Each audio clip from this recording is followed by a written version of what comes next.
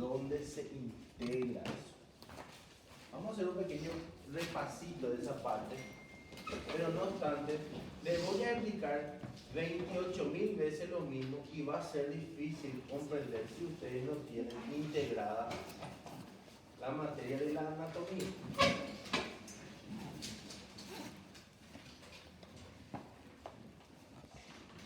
La próxima clase va a ser lo mismo que esto, pero de los pares craneales. Y está ya en la plataforma la bibliografía y por supuesto está la clase de la evaluación sensitiva y motora de los pares craneales. Son 12. Bien, ahora, nosotros en la clase anterior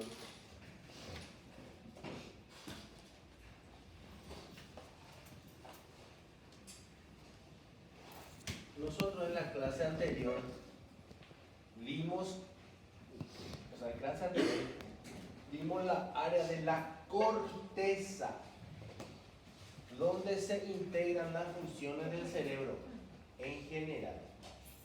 Y ustedes pueden ver la área motora.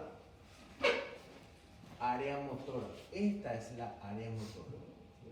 Área motora. Control de los músculos voluntarios. De ahí sale la célula gigante de Beck, que es la que conforma la vía piramidal. La vía piramidal tiene solamente dos células. La célula gigante de Beck, que está aquí, su cuerpo, y pasa a hacer sinapsis con otra neurona motora, que es la segunda neurona motora, que está ¿dónde?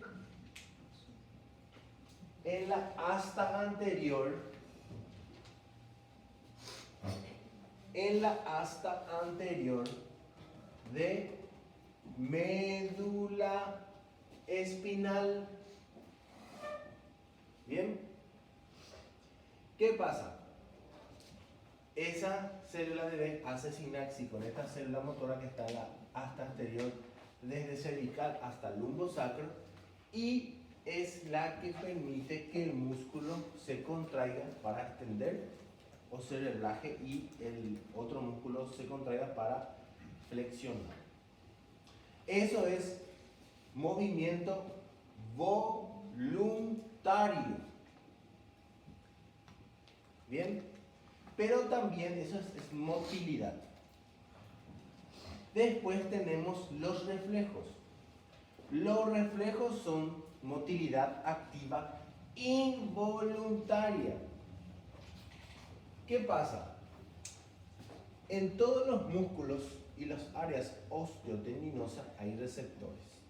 Si nosotros excitamos los receptores, ellos viajan por vía sensitiva hacia posteriores y generan un arco reflejo, produciendo así contracción involuntaria de ese músculo. ¿Por qué involuntaria? Porque el arco reflejo se integra solo en la médula. Se llama arco porque hace esto.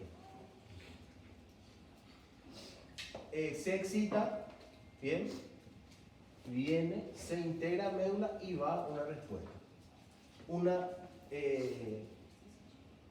Un mecanismo sensitivo inicial genera una respuesta motora y eso se integra todo en la médula, desde la cervical hasta la lumbosacra, y eso se llama arco reflejo y es el principio de los reflejos. Son movimientos activos pero involuntarios. O sea, si nosotros queremos explorar la motilidad activa involuntaria, lo hacemos mediante los reflejos. ¿Y qué diferencia hay entre la vía piramidal? Acá no interviene la vía piramidal. ¿Por qué? Porque esto se integra en médula. Esto no proviene de la corteza motora, no proviene de acá. Para que ese músculo se contraiga y se vea el reflejo, esta área no emite ninguna señal. Todo se integra en médula. Ahora bien, cuando la vía piramidal está dañada, ¿bien? La vía piramidal hace que ese reflejo sea un reflejo limitado. Si la vía piramidal está dañada, el reflejo puede ser acentuado o puede ser debilitado. Y eso es lo que se estudia. ¿Bien? Entonces, los reflejos van a ser reflejos de la cara, de los miembros superiores, del tórax, del abdomen y de los miembros inferiores. Y ahí nosotros vamos a ver las diferentes lesiones.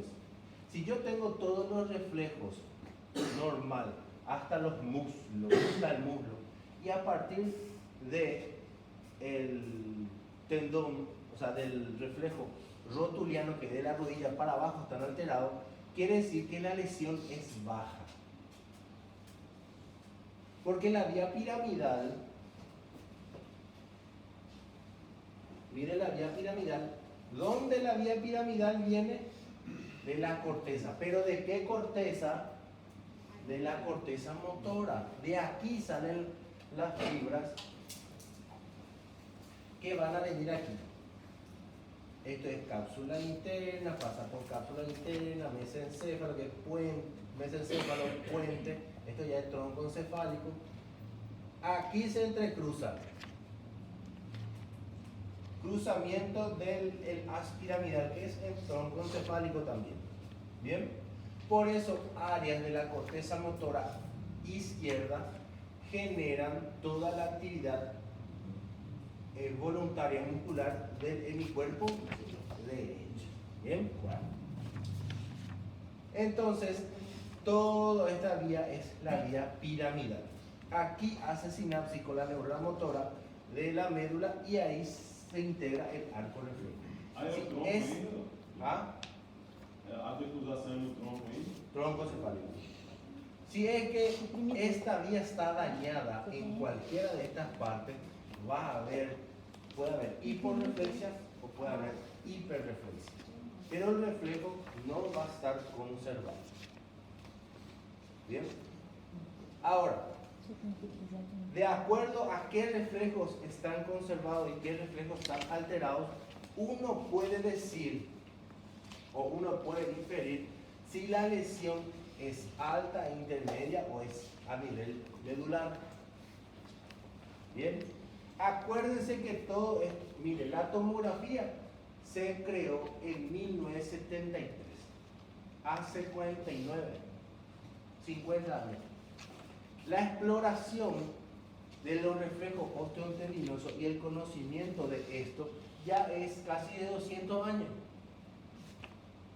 Por lo que los neurólogos, cuando exploraban a un paciente, sospechaban de que había una lesión de tal o cual tipo a tal o cual nivel.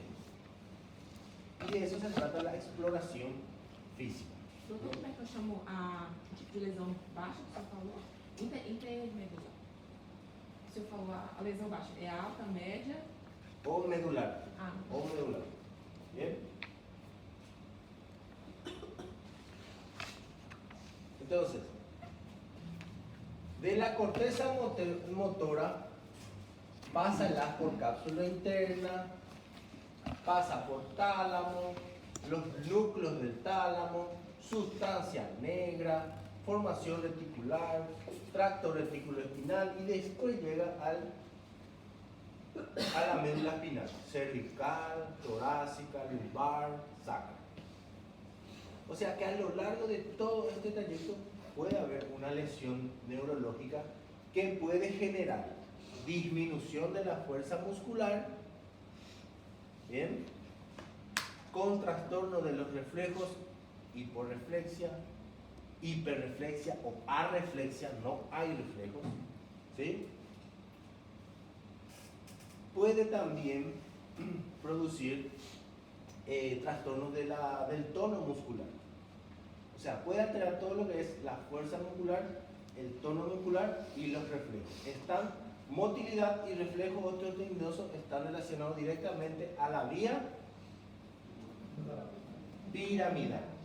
Y la ataxia, que es la coordinación, está relacionada con la vía extrapiramidal, donde intervienen elementos del mesencéfalo también, de la visión, de la audición y del cerebelo fundamentalmente. ¿Bien?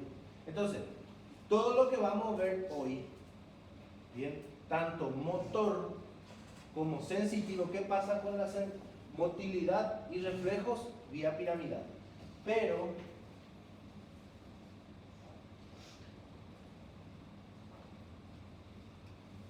sensibilidad ya es astas posteriores. La sensibilidad del cuello para abajo lo hacen las astas posteriores de la médula, y del rostro y de los sentidos lo hacen los pares craneales. Ustedes saben que los pares craneales tienen un área motora, o sea, fibras motoras que van a hacer movimientos, y fibras aferentes sensitivas que van a percibir calor, temperatura, la misma visión, la misma audición, el gusto, etcétera, etcétera. Y cada par craneal inerva de manera motora ciertos músculos e inerva de manera sensitiva ciertos elementos. Bien, ahora,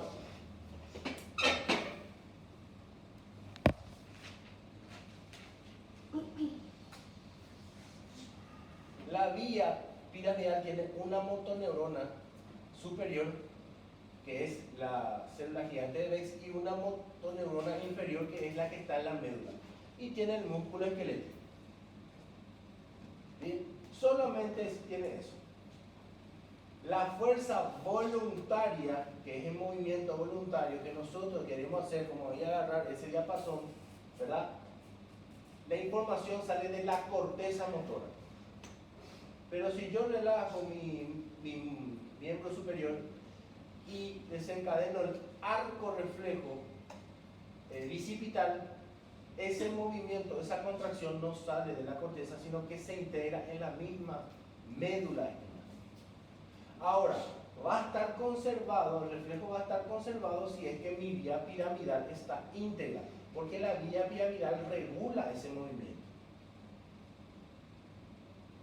Pero si mi vía piramidal está lesionada en alguno de sus trayectos, va a haber o arreflexia, o va a haber hiporreflexia, o va a haber hiperreflexia. Ese es el punto. ¿Bien? Ahora, esa es la parte motora. Después tenemos la parte sensitiva.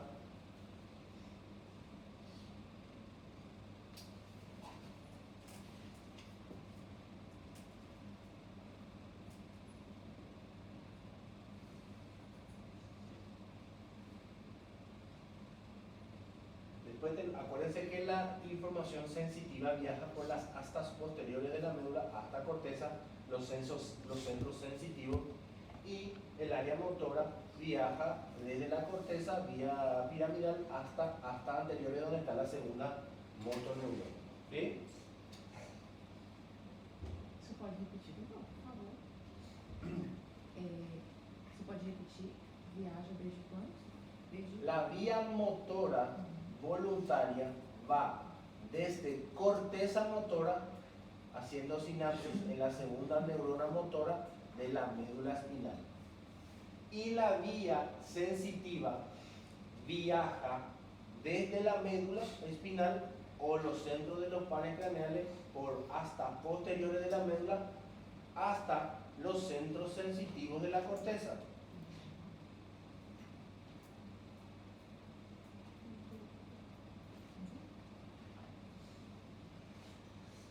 Esto es miren, yo entiendo que es complicado, que es difícil, pero esto es en teoría algo que ustedes tienen que manejar. Esto es anatomía 2.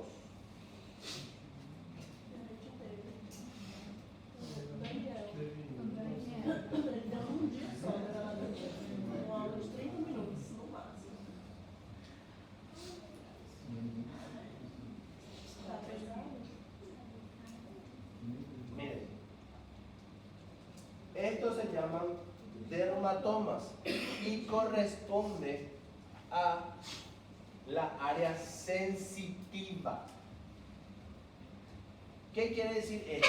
Si ustedes se pueden fijar acá dice S5, S5. ¿Bien?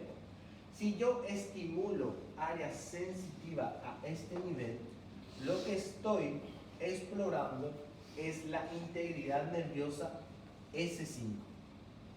L4, L5, L5, L2 y así sucesivamente. Como por ejemplo que hay cervical 1, cervical 2, cervical 3. Esta parte. O sea que la médula espinal a nivel de la vértebra C1, C2 y C3, a ese nivel va a estar una lesión si el paciente tiene trastorno de la sensibilidad aquí. O sea, si el paciente no siente. Ahora, si el paciente tiene una lesión de acá para abajo, probablemente seccionó completamente la médula a ese nivel. Pero si tiene una compresión de la médula por una hernia discal o algo, vamos a decirle C3, él va a tener trastornos sensitivos a este nivel. ¿Bien? Eso se llama dermatomas. Si yo le pincho a una persona aquí con un alfiler, estoy evaluando L4. Si le pincho a este nivel, estoy evaluando L2. ¿Qué estoy evaluando? La médula espinal a ese nivel. Bien. Y así también vamos a ver en la clase que viene, si yo evalúo la sensibilidad de la cara, estoy evaluando qué par craneal. Ahí en rostro, en cara, ya son los pares craneales. Y de cuello para abajo es medio. ¿Bien? Y la parte posterior también corresponde a C2, C3, C4. La sensibilidad. Bien, entonces la clase de hoy es motilidad activa involuntaria, que son los reflejos. Después viene sensibilidad. Bien, reflejos y sensibilidad. Sensibilidad se explora de esta manera. ¿Dónde está esto? En la bibliografía de motilidad, sensibilidad, que ya está.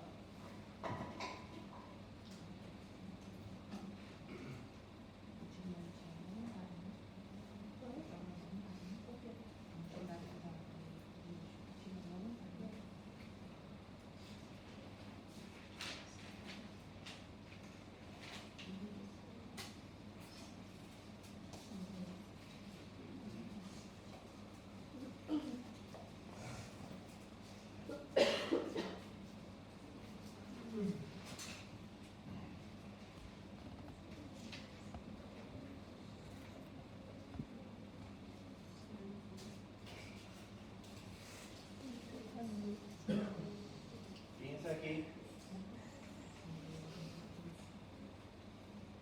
Motilidad, reflejo, sensibilidad, que es la clase de hoy.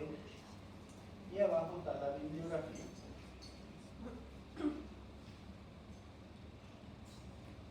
¿Bien? Motilidad, que vamos a hacer un leve repaso de lo que vimos la clase pasada, que es movimiento, reflejo y sensibilidad de la clase específicamente de hoy.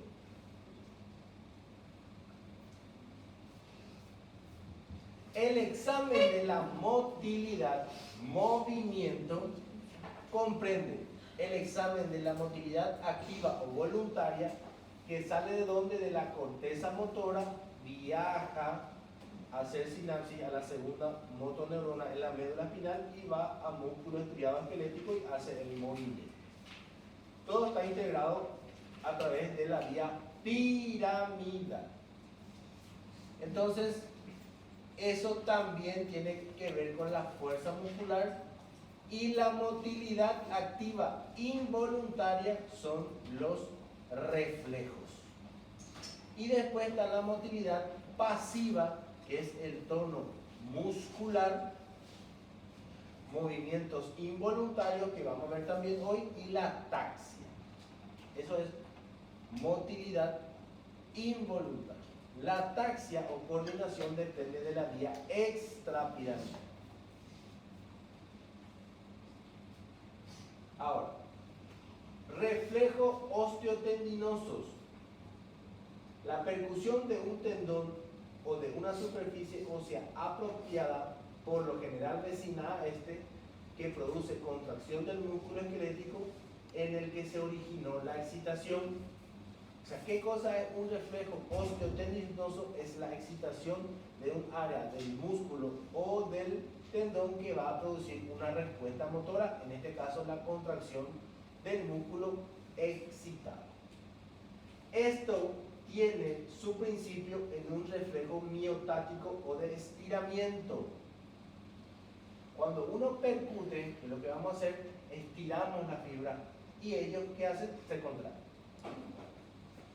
Y eso se llama reflejo miotático. Lo que nosotros vamos a explorar ahora, a partir de ahora, son reflejos de estiramiento. O sea, nosotros estiramos, nosotros con el golpe lo que hacemos es estiramos el tendón o el músculo y el músculo se contrae. ¿Bien? La respuesta de la motoneurona alfa es modificada a través de la motoneurona gamma, que modula la sensibilidad, alargamiento de la fibra del uso e inervación de la porción contráctil de este. Eso se llama arco reflejo. Si yo excito un músculo mediante su estiramiento, con esto lo que hago es que por las fibras, por el arco reflejo, yo estoy haciendo un reflejo sensitivo, pasa, se integra médula y tengo una respuesta. Eso se llama arco reflejo. ¿Y qué nos dice? Nos dice dos cosas. Si el reflejo está intacto, el arco reflejo a ese nivel, porque si yo efectúo en la cara, estoy evaluando arcos reflejos de los pares craneales. Si yo hago miembros superiores, estoy evaluando médula espinal alta. Si hago abdomen o tórax, estoy evaluando regiones medulares también intermedias o altas. Y si lo hago en miembros inferiores, estoy evaluando porciones de la médula baja. ¿Qué me dice si el reflejo sale como tiene que salir? Que la médula espinal a ese nivel está intacta y que la vía piramidal puede regular ese reflejo de manera conservada. O sea, con el reflejo hablo de que la vía piramidal está conservada y que la médula espinal en el lugar donde estoy haciendo el reflejo también está conservada.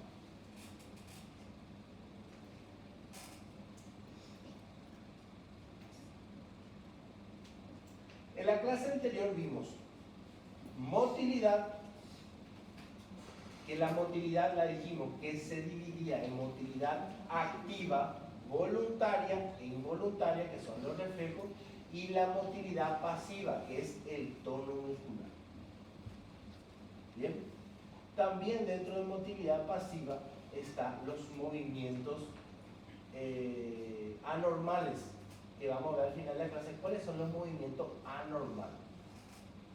Bien, si yo por ejemplo estoy acá y cada tanto, ustedes no conocen personas, alguna vez vieron en la tele o que están, sí, parecen aparentemente normales, pero de repente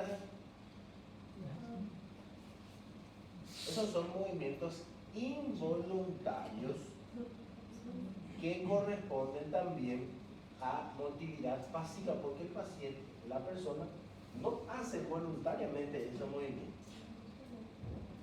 Bien, entonces también corresponde a motilidad pasiva involuntaria y puede corresponderse a lesiones del sistema nervioso central. Ahora, en la clase pasada no hablé de esto, pero ¿qué pasa cuando hay alteración de la motilidad activa voluntaria? ¿Qué vía está alterada? La vía piramidal, correcto. Para evaluar vimos las técnicas de Barré y de Micassini para miembros superiores e inferiores respectivamente. Ahora, las alteraciones de la motilidad activa comprenden dos: paresia y parálisis. La paresia es la disminución de la fuerza muscular, que puede ser leve o moderada. Pero si el paciente no tiene fuerza muscular o perdió la fuerza muscular, se llama parálisis o plejía. La disminución de la fuerza muscular se llama paresia y la abolición de la fuerza muscular se llama parálisis o plejía. ¿Bien? Esse é o problema da motilidade ativa. La paresia y la parálisis o plejía son trastornos de la motilidad activa voluntaria. A paresia vai ser força muscular leve e moderada, é? Só leve e moderada, né? Leve y moderada es la paresia. Só essas duas, né? Solo esa dos. Y la plejía o la parálisis es cuando el paciente no mueve absolutamente ninguno de los músculos que se están siendo explorados. Entonces, de ahí vienen las nomenclaturas. Hemiplejía es la parálisis de la mitad del cuerpo. Monoplejía es la parálisis de un miembro. Monoplejía del miembro superior derecho del paciente, no puede mover el miembro superior derecho, no puede moverlo. Hemiplejía braquial derecha se llama. Bien. Ahora, si el paciente tiene monoplejía braquial derecha, es cuando el paciente no puede mover el miembro superior derecho, pero puede mover el izquierdo, el miembro inferior izquierdo y el miembro inferior derecho. Esto se llama monoplejía. Plejía es parálisis, no hay movimiento voluntario activo. Pero si el paciente tiene una monoparesia braquial, el paciente lo que va a tener es disminución de la fuerza muscular de ese brazo. Entonces es monoparesia y monoplejía. Bien. Ahora, si el paciente tiene hemiplegia total, entonces el paciente todo el hemicuerpo no mueve. Y si tiene hemiparesia total, tiene disminución del hemicuerpo derecho. Hemiparesia total derecha tiene disminución de la fuerza muscular de todo el hemicuerpo derecho. Paraplejía es la parálisis total de ambos miembros inferiores, que son los pacientes que están en silla de ruedas. Paraplejía. Y diplejía es la parálisis de las mitades simétricas. Por ejemplo, si yo tengo una diplejía braquial, no muevo los dos miembros superiores. ¿Bien? Y cuadriplejía es cuando el paciente de acá para abajo no mueve absolutamente nada, ni miembros superiores ni miembros inferiores. Las parálisis, que son las plejías o las parecias, que son trastornos de la fuerza muscular, que es motilidad activa voluntaria, bien, es lo que se explora para ver qué tipo de lesión y dónde está aparentemente la lesión del sistema nervioso central. La fuerza muscular también ustedes saben que se opone el explorador a los movimientos voluntarios de la persona, y si la persona tiene oposición vigorosa, la fuerza muscular está conservada. Si se opone de manera muy débil en comparación de un lado del cuerpo con otro, está disminuida. Y si no se opone y el explorador puede manipular su miembro a su gusto, entonces está paralizado. ¿Verdad? Ahora, motilidad, entonces, la clase pasada dimos motilidad activa, voluntaria e involuntaria. La involuntaria son los reflejos. Y la motilidad pasiva es el tono muscular y los movimientos patológicos que vamos a ver al final. ¿Bien? Entonces, cuando se evalúa a un paciente del área del sistema nervioso central, se evalúa motilidad, sensibilidad y reflejos osteotendinosos. ¿Para qué? Para ver si la vía piramidal está íntegra o no. Para ver si los dermatomas de la sensibilidad están íntegros o no. Y para ver, al final, si todo el conjunto, la vía piramidal o extrapiramidal, tienen algún tipo de problema. Porque la extrapiramidal también se evalúa mediante la taxia. Entonces, en conjunto lo que se evalúa es la vía piramidal, la vía extrapiramidal y los dermatomas sensitivos y la integridad del arco reflejo en los distintos niveles de la médula espinal. Eso es lo que se evalúa mediante todo esto. ¿Tienen más o menos la idea? ¿Sí? Entonces, ahora vamos a entrar en reflejo, motilidad activa involuntaria. Reflejos comprenden los osteotendinosos, los cutáneos mucosos, el clonus y las cincinesias. 4 elementos se pueden explorar para saber la motilidad activa involuntaria. Bien. Cuando decimos motilidad activa involuntaria, estamos hablando de los reflejos. ¿Cuántos tipos de reflejos hay? 4. Son los osteotendinosos, los cutáneos mucosos, el clonus y la cincinesias. Eso vamos a ver ahora. Se explora para ver si hay integridad en el arco reflejo medular, en el arco reflejo de los núcleos de los pares craneales y de la vía piramidal. Eso. Entonces, mediante los reflejos y evaluamos integridad del arco reflejo medular y de la vía piramidal. Los reflejos osteotendinosos, para obtener una respuesta adecuada, se debe utilizar la técnica precisa, respetando las siguientes condiciones.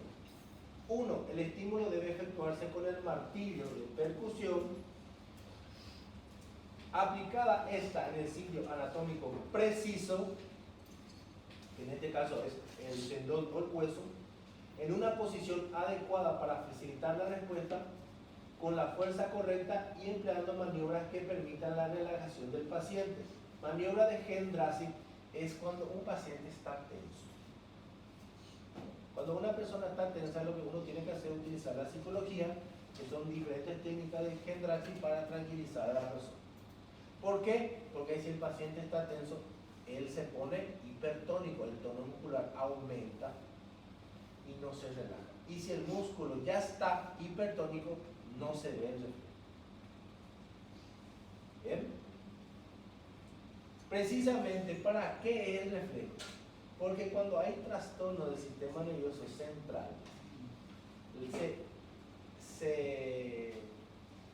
se libera la vía piramidal, se muere la célula de la vía motora y se libera el arco reflejo medular porque se destruye la vía piramidal. Y ahí es donde hay hiperreflexia.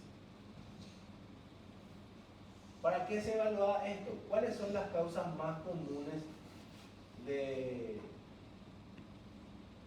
trastorno del sistema nervioso central? Los accidentes vasculares encefálicos. Pero los accidentes vasculares encefálicos es una caja de Pandora. El paciente está en coma, tiene hiperreflexia, tiene trastorno de motor, etc. Pero nosotros no sabemos absolutamente dónde está la lesión. Y se exploraban los reflejos y la motilidad para más o menos ubicar dónde pudiese estar esa lesión. También puede haber un tumor, puede haber un coágulo de sangre, puede haber un tumor, puede haber un infarto cerebral, puede haber una bala en la cabeza, puede haber distintos tipos de situaciones. Puede haber parásitos que se encapsulan y producen inclusiones y pueden producir estos trastornos. Pero tened en cuenta que la vía piramidal está en el área motora, por lo que la lesión debe estar ahí o en el trayecto. Debe conocerse la respuesta normal de cada reflejo osteotendinoso y la localización de su centro en el sistema nervioso central. Esto es importante. El neurólogo clínico evalúa a pacientes con sospecha de enfermedad neurológica y hace esto que vamos a hacer nosotros ahora. Y él, a medida que va evaluando, dice: estamos empeorando porque los reflejos se están disminuyendo hasta que se abolió, o estamos mejorando porque los reflejos están recuperándose. Es un proceso de evaluación. Esto no se hace rutinariamente en una urgencia médica, por ejemplo. Uno, porque carece de personas que entienden la profundidad del mismo. Y dos, porque ya fueron sustituidos por los métodos de diagnóstico por imágenes. Si yo tengo un paciente grave que tuvo un accidente cerebrovascular hemorrágico, tengo pocas horas para que el paciente no muera. Si tiene un coágulo, tiene que operarse. Pero ya está perdiendo el tiempo haciendo los reflejos. Un paciente que una hora de más, una hora de menos puede o dejarle una secuela irreversible, dejarlo en cama, o salvarle la vida. Esto se hacía hace 200 años, pero sirve para que ustedes comprendan la anatomía y la interacción anatomía-fisiología de esta persona. Arco reflejo, por ejemplo, es fisiología 2. Y la estructura del aspiramidal y el extrapiramidal es anatomía 2. Bien.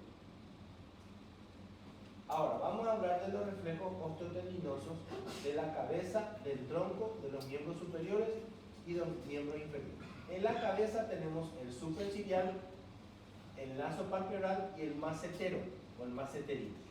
En el tronco tenemos el medio pubiano, en el miembro superior el bicipital, el tricipital, el estilo radial y el cúbito coronal. Y en el miembro inferior el patelar y el aquillar. Vamos a tratar de hacer todos los reflejos o sacarlos. Tener en cuenta una cosa: el paciente tiene que estar totalmente relajado. 2. No van a haber trastorno de los reflejos en personas sanas, normales, aparentemente como ustedes. Bien. Y 3. Los reflejos sirven para ver si está íntegro el arco reflejo que se integra en médula y la vía piramidal. Bien. Entonces, si yo saco un falso verdadero, los reflejos osteotendinosos sirven para saber la integridad de la vía piramidal y del arco reflejo que se integra en la médula. Es verdad. Y fíjense en la parte sensitiva. Bien. Fíjense en la parte sensitiva, que son los dermatomas también a la hora de explorar dolor o sensibilidad. Reflejos, dijimos que hay los reflejos osteotendinosos, cutáneo mucoso, cincinesias y cloro. Muy bien. Que exploran, ¿qué cosa? Motilidad activa involuntaria. Bien. Ahora mi modelo, necesito mi modelo. Reflejo superficial corresponde al reflejo osteotendinoso de la cabeza.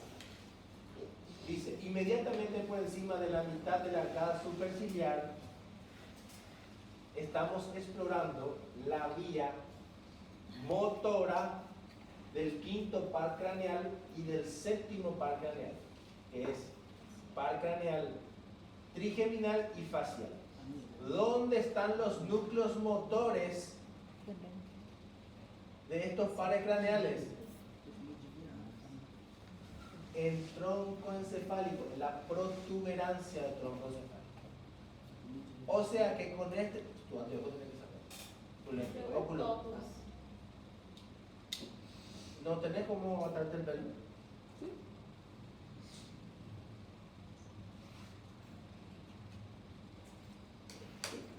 Nosotros vamos a buscar un reflejo. Si el reflejo está, lo que estamos evaluando es la vía motora del quinto y séptimo par trigémino y facial de ella, ¿bien? Y los núcleos motores se encuentran en la protuberancia, o sea, troncoencefálico. Si eso sale, ella no tiene ningún tipo de problema en los núcleos motores y no tiene ningún tipo de problema en el arco reflejo. Pero si el reflejo no sale, quiere decir que el problema está ahí o abarca, la lesión abarca esa zona. ¿Bien? Si yo hago el reflejo, la respuesta normal es que se contraigan los músculos orbiculares de los párpados. ¿Bien? El estímulo debe aplicarse suavemente y, si es posible, desde arriba hacia atrás para evitar el cierre palpebral como respuesta al reflejo oculopalpebral, o bien manteniendo los párpados ligeramente cerrados o entornados. ¿Bien? Bien. Entonces,